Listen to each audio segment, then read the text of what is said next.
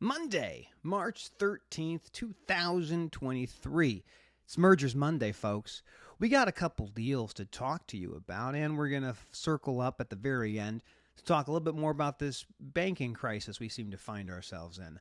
A lot has taken place in the last 24 hours, and you should know about it. But before we get to the banking issues, let's talk about some deals. First deal I want to talk to you about is my good buddies over at Sage Freight. Sage Freight is a brokerage company in the supply chain, but not anymore. They're getting into assets, and that is exciting. Just the other day out of FreightWaves, we saw an article talking about Sage Logistics Holding buying a company based out of Downers Grove, Illinois called Byland. Now, Byland's got 48 trucks and 70 trailers. Here's the important part that you should know. Suppliers need equipment. Everybody in the supply chain is wondering, where is the freight going to come from? And brokers have to become more customer-centric. They need to have equipment. Their shippers demand it. And if your shipper needs to have trailer capacity, well, you might as well get it.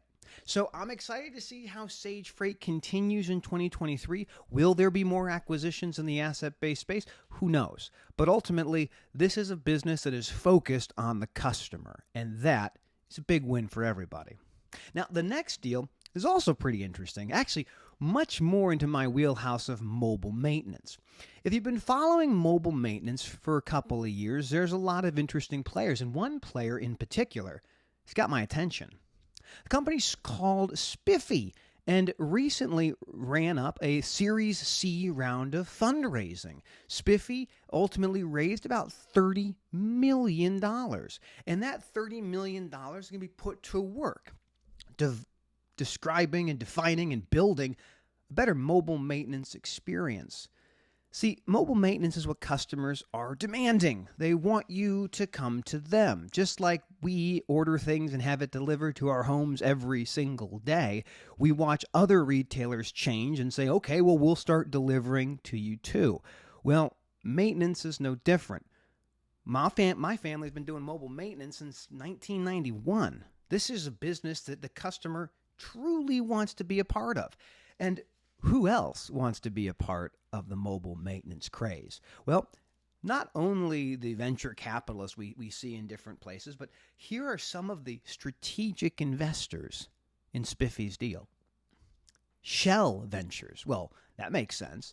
They need to get oil and lubricants to the customer for their equipment, so it makes sense that Shell would invest in this.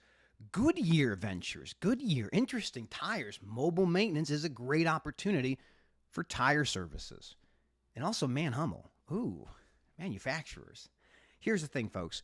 Mobile maintenance is not going to go away. We are going to see some incredible deals over the next few months, whether it comes to financing existing players or building up new offerings. I am excited for what Spiffy has put together.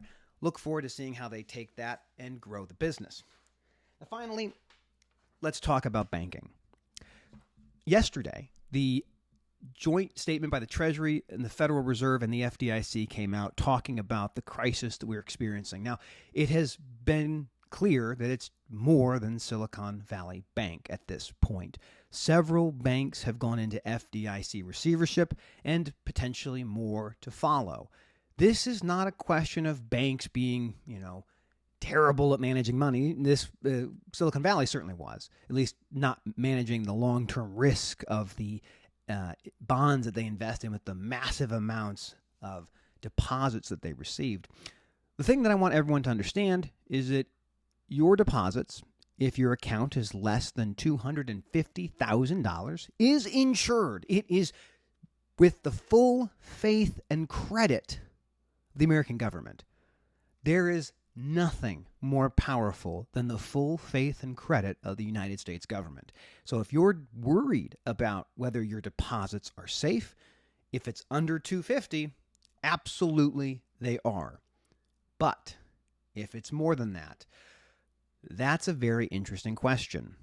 Now, if Silicon Valley Bank is not bought by somebody, and it doesn't appear that they will be, the feds are not going to bail them out. It's been clear from the secretary that it is just simply not going to happen.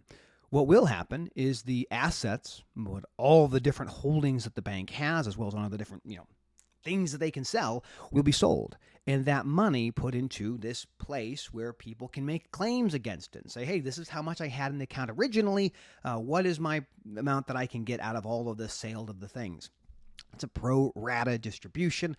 Most creditors and depositors who had over that $250,000 will be paid something. We don't know yet if it'll be 95 cents on the dollar, 10 cents on the dollar. A lot more will have to be discussed as time goes on. We also learned another bank was put into receivership. This is a Signature Bank out of New York. This bank seemed to have been similar in the challenges that we saw with Silicon Valley Bank and not managing risk appropriately. But the reality is, many of these banks are unable to survive if there's a run on the deposits. If everybody says, I want my money now, very few banks are able to handle that because that's just not the way banks are designed to operate. But important to note with this release is that the Federal Reserve Board on Sunday announced it will make available additional funding to eligible depository institutions to help assure banks have the ability to meet the needs of all their depositors. What that means, as far as I can tell, is the Federal Reserve is going to make it available for banks to come to them and get capital to handle the deposits being requested by people who want their money out. This is a way to kind of stem what we would look at as a contagion so that people understand your money is safe. Your money is not going anywhere, at least as far as we can tell now. A lot more to come. The American banking system is resilient. It is powerful. It is everywhere. And as these smaller banks, even the 16th largest bank in the country, go into the path of failure, the really, really big banks don't really have that problem. So I hope this is helpful. I'll put some citations underneath. We are in the process of looking for advertisers for the podcast. This is not the podcast. This is a short video. We'll get back into interviewing people soon. I hope you can stay tuned. Lots of fun stuff coming. As always, have a great day. Enjoy your Monday.